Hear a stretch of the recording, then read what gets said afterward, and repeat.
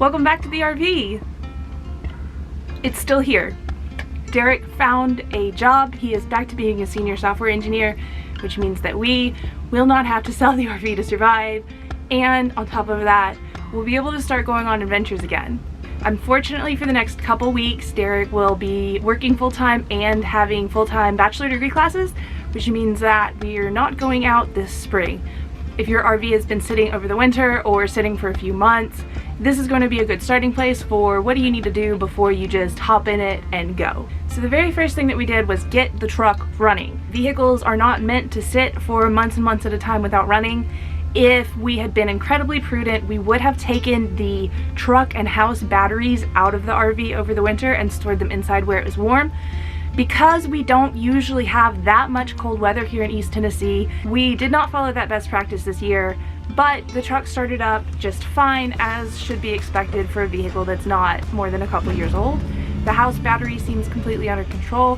We are also going to run the generator, which tends to be a little bit more finicky when it goes a long time without running, but that's to be expected of a small type of engine like that.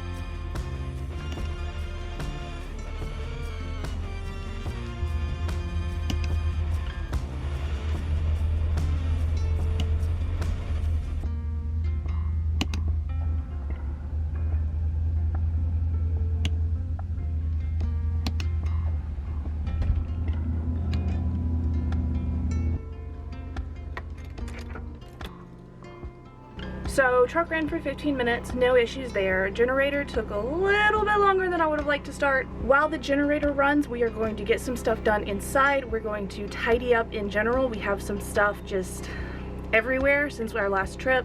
We had a catastrophic hanging storage failure, so we're going to try and deal with that. We're also going to clean up the bathroom, which I don't think the shower's been properly cleaned since last fall. It's about time for that. It's spring, it's cleaning time. Let's go. Surprise, the generator just turned itself off. Why did it do that? I don't know. It shouldn't be out of gas. It shouldn't be choking because I lifted up the skirt, so it should have gotten plenty of air. Balls.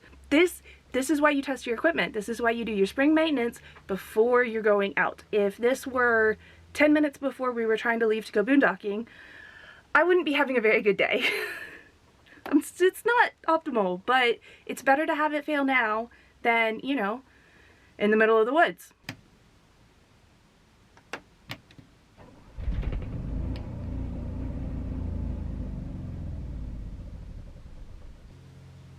This is suboptimal.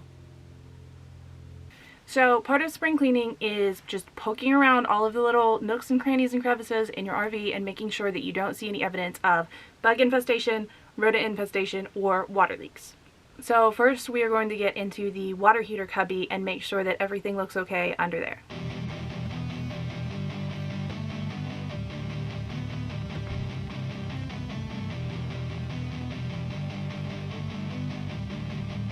I do want to mention, in that cubby you saw some like piles of sawdust and what looks like kind of construction debris. We have a Thor Freedom Elite, which means that we are very much in the budget range of RVs on the market. However, even the most luxury RV manufacturers are going to skimp and cut corners in places that they think won't be noticed. So just because you see some wood shavings does not mean you have evidence of rodent nests.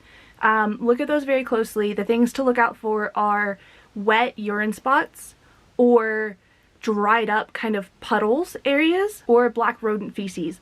That is how you know that you have a rodent infestation that's tearing things up, as opposed to just some leftover debris from the manufacturing process.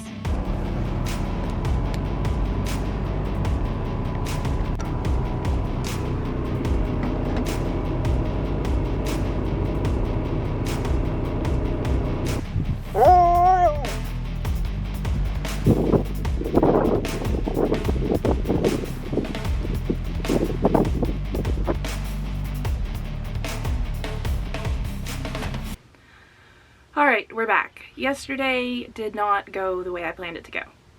And today will probably not go the way I planned it to go either, but we're going to try. So for those of you that don't know, I have chronic disability. I have CRPS, which is complex regional pain syndrome, which means that my knee just doesn't work the way a knee is supposed to work, which basically means I have to put a lot of extra stress on my body to make up for not having a working leg. I also have long COVID, which mirrors chronic fatigue syndrome in me. It is definitely not to the debilitating symptoms of chronic fatigue syndrome, but it really affects how much I can do in a day. And it's really important for me to pace myself and not overdo it so that the next day I can keep doing a little bit more and a little bit more instead of putting myself completely out of commission, which I got dangerously close to doing with how much I did yesterday. So the plan for today is to pace ourselves. The goal is to get the water system hooked up, get water running through all the tanks, and clean the bathroom. Now, how much will we do? I don't know.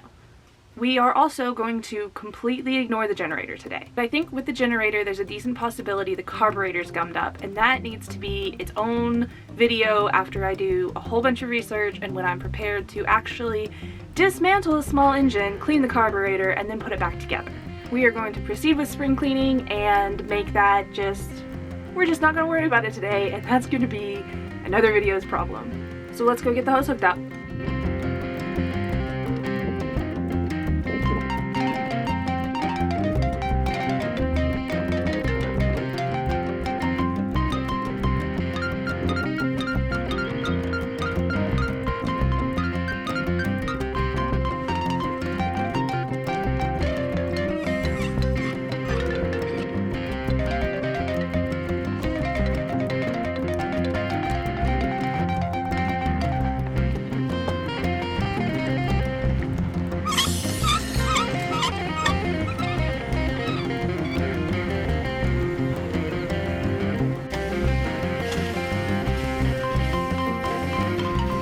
So because we didn't winterize over the past winter, we didn't bypass the hot water heater, we don't have antifreeze in any of the lines. Basically, it's as if things should be ready to go. Because it's been sitting, I want to get all the lines flushed out. Now, we will need to do a full sanitization of the water tank before we go out, but that will be the weekend before we go somewhere. We don't want to sanitize it now and then let it sit another couple months. When we plug a hose directly into our RV, before we turn on the spigot, we want to open at least one faucet so that the pressure in all the lines has a way to escape once the water pressure from the hose starts flowing. We're going to move on to the bathroom, and everything there will get flushed out in the process of cleaning. First, we are going to rinse off the whole shower cubby. There are some creepy crawly little spiders in there. Nothing too terrifying, just the little like ghosty leggy ones. But we're going to rinse all that down the drain, and then we're going to start cleaning. Also, number one tool to have for your RV bathroom is a squeegee for your shower. After you shower, squeegee your walls and your floor, get everything down the drain, otherwise you're just adding more humidity to your rig.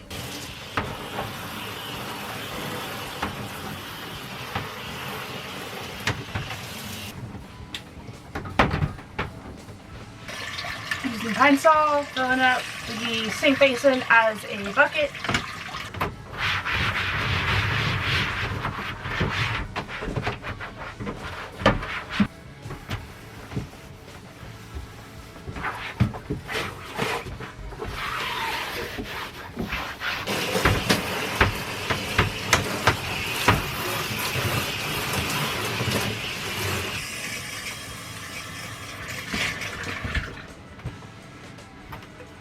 I don't have any towels. Okay, so we have a Nautilus shower door, which is not cleaned the way that a normal door would be cleaned. It does not get scrubbed, but what we do is we hop into the shower, we spray the whole inside down with Windex, then we open and close it and let the squeegee do the work for us.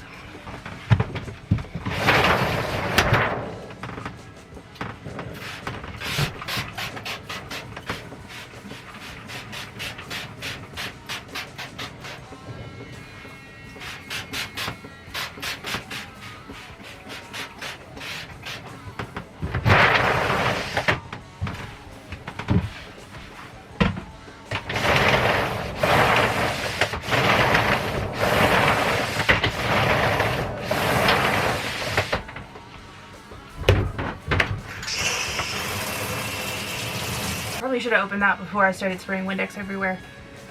Whoopsie whoopsie. And back to the trusty squeegee.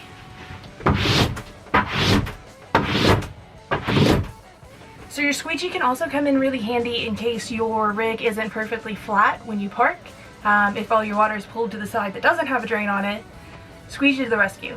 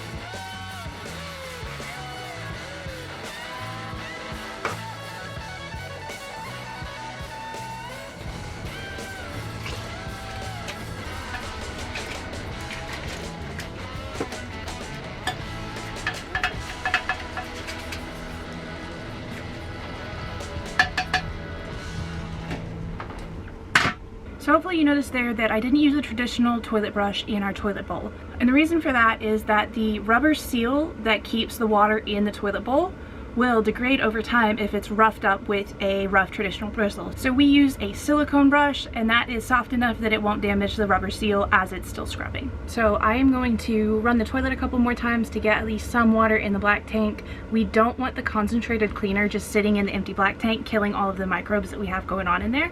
So I'm gonna flood it with water now, and we make sure we empty it soon.